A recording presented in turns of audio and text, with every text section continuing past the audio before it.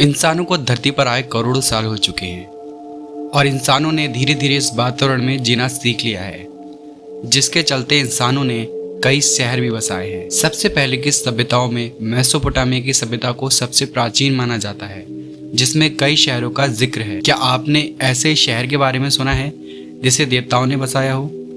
तो आइए जानते हैं एक ऐसे ही शहर के बारे में जिसको देवताओं द्वारा बसाया गया है। आज भी दुनिया में अनेकों ऐसे रहस्य हैं जिनका पता आज की आधुनिक विज्ञान भी नहीं लगा पाई है, और उन्हीं रहस्यों में से एक है टियोटिहुआकान। ये एक प्राचीन मेसो अमेरिकन शहर है जो कि मैक्सिको सिटी से करीब 50 किलोमीटर दूर उत्तर पूर्व में स्थित। इस शहर की सबसे पहले खोज एज़टेक्स लोगों ने की थी। एज़टेक्स लोगों का मानना है ये शहर या तो खुद प्रकट हुआ है या फिर इन्हें फरिश्तों ने बनाया है जो कि तारों में रहते हैं। एज़टेक्स लोगों ने इस शहर का नाम टियोटिहुआकान रखा, यानी कि देवताओं का शहर। मैक्सिको के इतिहास में इस बात का कोई जिक्र नहीं है कि ये शहर किसने बसाया और किसके लिए बसाया गया और क्यों बसाया गया। करीब 2 लाख की आबादी वाला शहर अचानक विलुप्त हो गया। प्राचीन अंतरिक्ष विचारक मानते हैं कि इस शहर के विलुप्त होने का कारण एक प्रलयकाली बाढ़ थी, जिसका हर धर्मों में जिक्र मिल जाता है। ऐसी ही बाढ़ का जिक्र हिंदू धर्म में मिलता है, जिसमें भगवान कृष्ण द्वारा बसाई गई द्वारिका को एक प्रलयकारी बाढ़ ने डुबो दिया था।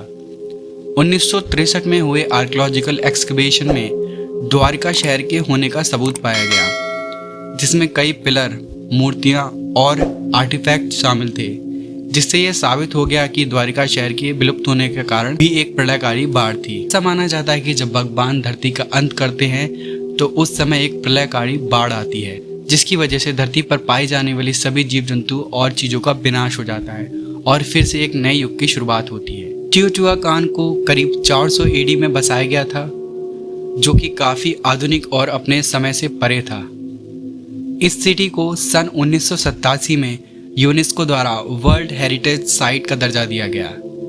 टियोटिहुआकान शहर करीब 20 स्क्वायर किलोमीटर में बसा हुआ है, जिसमें अनेकों इमारतें हैं। इस शहर के बारे में अनेकों ऐसे तथ्य हैं जो कि अनसुलझे हैं, जैसे कि इस शहर का असली नाम क्या था। एज़टेक्स की माने तो ये शहर देवताओं ने बसाया था, लेकिन ये कोई नहीं जानता कि यह शहर आखिर किसने बसाया था। इस शहर में कई पिरामिड्स पाए गए जो कि एक कम्युनिकेशन टावर की तरह दिखते हैं। इन पिरामिड्स में मुख्यतः एवेन्यू ऑफ डेड है, जो कि 2.4 किलोमीटर में फैला हुआ है। इसके उत्तरी छोर पर है पिरामिड ऑफ मून, जो कि दूसरा सबसे बड़ा स्ट्रक्चर है। इसके बाद दक्षिणी भाग में एक सिटाडेल स्थित है, जिसमें क्विट्ज़कोल यानी सांप वाले देवता का मंदिर है। 1920 से 1970 में हुई खुदाई के दौरान इस सिटाडेल के बारे में जानकारी हुई थी।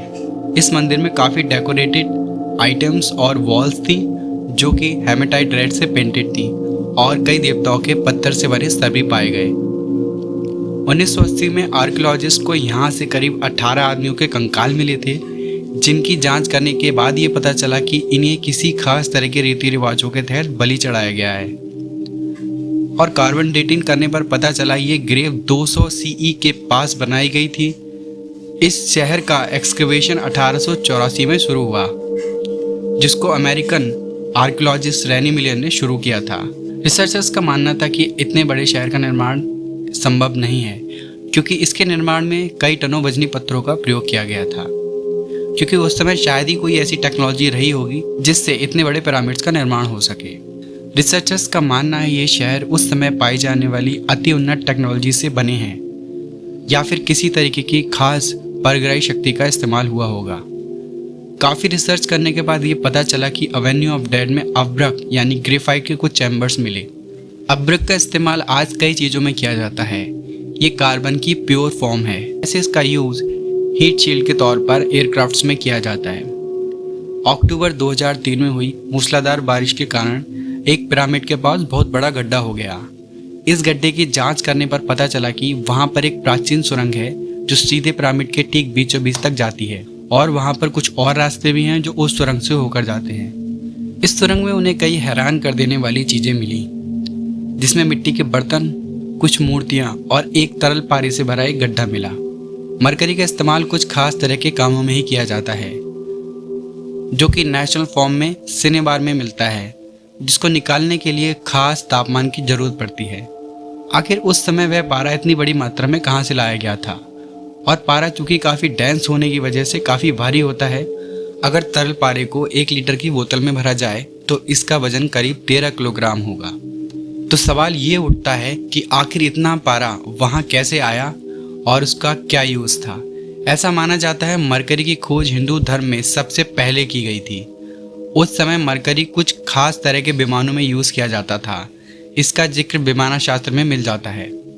ग्रेफाइट के चैम्बर्स और तरल पारे से भरा गड्ढा मिलने से ये लगता है उस समय के लोगों को मेटलर्जी की जानकारी थी और वो इसका प्रयोग कुछ खास तरह की टेक्नोलॉजी को बनाने में कर रहे थे।